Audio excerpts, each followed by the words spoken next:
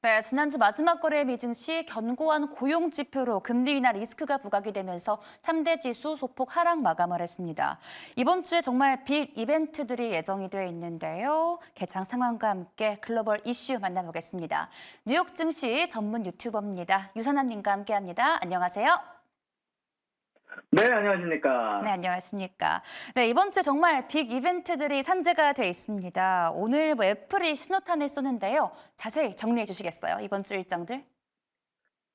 네, 일단 이번 주 스케줄, 오늘은 주요 지표는 없지만 애플의 WWDC로 시작하는 개별 기업의 이슈가 있을 예정입니다. 이번에 과연 이 소식을 통해서 과연 AI 관련된 반격을 이룰 수 있을지가 가장 주목되는 바이고요. 그리고 화요일 날 같은 경우는 EIA에서 발표하는 단기 에너지 전망치 10년물 국채 입찰, 중국의 소비자 물가 지수가 나올 예정이고요. 그리고 수요일 날 같은 경우는 CPI와 그리고 WASD 보고서, 농산물 보고서, 그리고 FOMC 기자회견, 점도표까지 중요한 스케줄이 사실 이번 주 내내 포진되어 있는 가운데 안에서 수요일 날 가장 많은 스케줄들이 중요하게 포진되어 있다고 말씀드릴 수 있을 것 같고요. 목요일 날은 중국의 신규 대출 생산자 물가지수 주수, 그리고 FOMC 윌리엄스의 연준위원회 연설, 그리고 옐런 재무장관의 연설, 30년물에 대한 국제 입찰이 있을 예정이고요. 그리고 금요일 날 같은 경우는 미시간대 소비자 지수와 연준의 통화정책 보고서가 나오게 되는데, 중요한 건 이 두 가지보다 바로 테슬라와 게임스탑의 주주총회가 있을 예정이다라고 소식이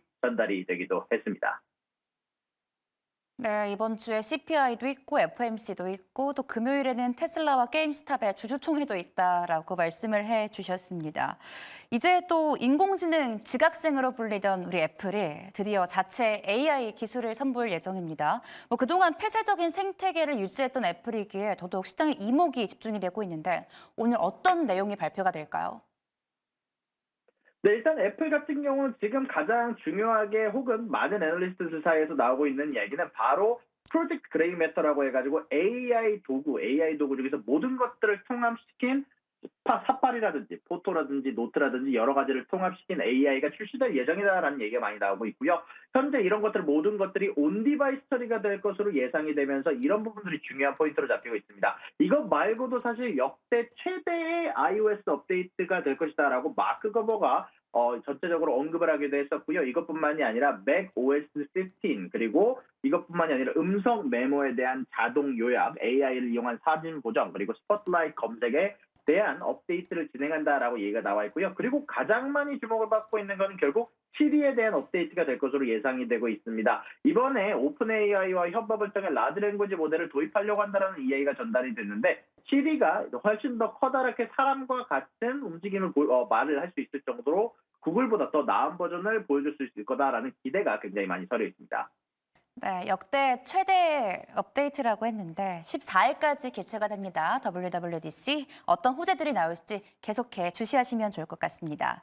또 워렌 버핏의 버크셔가 미국의 석유 기업이죠. 옥시덴털 주식을 또 매수를 했다고 합니다. 이제 거의 한 30%의 지분을 갖고 있는 건데 왜 이렇게 이 회사를 좋아하는 걸까요? 네, 현재 버크셰어 해서웨이가 추가적으로 2천억 원에 달하는 규모를 약 5일부터 7일 사이에 매집했다는 소식이 전달이 됐는데요. 말씀해 주신 것처럼 보유 지분이 약 30%에 육박하고 있습니다. 이런 부분들 관련해서 사실 옥시덴탈 페트롤리움의 주가 흐름은 예상보다 부진한 편입니다. 경쟁사인 엑슨모빌과 쉐브론 같은 경우는 12%, 4%가 올랐지만 옥시덴탈 같은 경우는 현재 1% 이상 빠진 상태가 유지가 되고 있거든요. 이런 부분들 관련해서 애널리스트들의 예상은 이렇습니다. 현재 애플 같은 경우 최근 들어서 주가 움직임이 좋지 못하면서 예전에 워렌 버핏이 애플을 들고 있던 이유, 바로 현금성 자산과 비슷하다라고 얘기를 했던 이유와 비슷한 부분이 아닌가 싶습니다. 최근 들어서 유가의 움직임이 지속적으로 변동성이 높고 좀 인플레이션이 예상이 됐었던 가운데 아래에서 최근 들어서 유가가 빠지기는 했지만 지속적으로 오일에 대한 감산이 지속되고 있다 보니까 이런 부분들 관련해서 현금성 자산으로 옥시덴탈을 매수한 게 아닌가라는 의견이 애널리스트 사이에서 꾸준히 나오고 있습니다. 네, 또 엔비디아가 오늘이죠. 10대 1 액면 분할 후 첫 거래일이 방금 전에 시작이 됐습니다. 현재 엔비디아 한 0.65% 정도 빠지고 있는데 시장의 접근성이 더 좋아진 거죠? 네, 맞습니다. 일단 엔비디아가 10대 1 분할한다라고 예고를 했고 6월 7일 기준으로 분할이 됐는데 거래가 되는 것은 바로 오늘이 처음 시작입니다. 이런 부분에 관련해서 좀 더 접근성이 좋아졌다라는 얘기가 많이 나오고 있지만 정확히 말하면은 사실 최근 들어서 0.1주, 0.2주가 매수가 가능한 시대에 일반 투자자들 사이에서 뭐 매수 접근성이 좋아졌다라기보다는 옵션 기준으로는 무조건 100주 단위로 거래를 하기 때문에 옵션 관련돼서 조금 더 자금들이 들어올 수 있음을 시사하는 가격이라고 생각하시면 좋을 것 같고요. 그로 인해서 조금 더 변동성이 일어나기 쉬워졌다라는 개념으로 접근하시면 조금 더 여러분들에게 편하시지 않을까라고 생각이 좀 듭니다. 네, 또 이어서 마크롱 프랑스 대통령이 프랑스 의회를 해산하고 이달 30일에 조기 총선을 치르겠다라고 전격 발표를 했습니다. 이게 출구 조사 결과에 따른 결정이라는데 어떤 결과가 나왔을까요?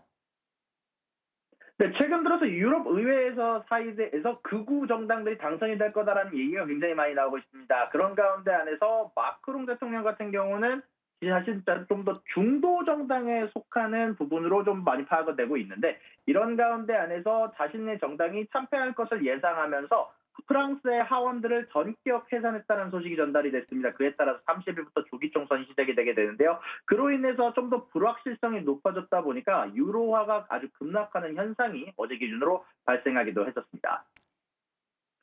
네, 프랑스 대통령의 의회 이야기까지 들어봤습니다. 지금까지 뉴욕 증시 경제 전문 유튜버 유선남님과 함께했습니다. 고맙습니다. 감사합니다.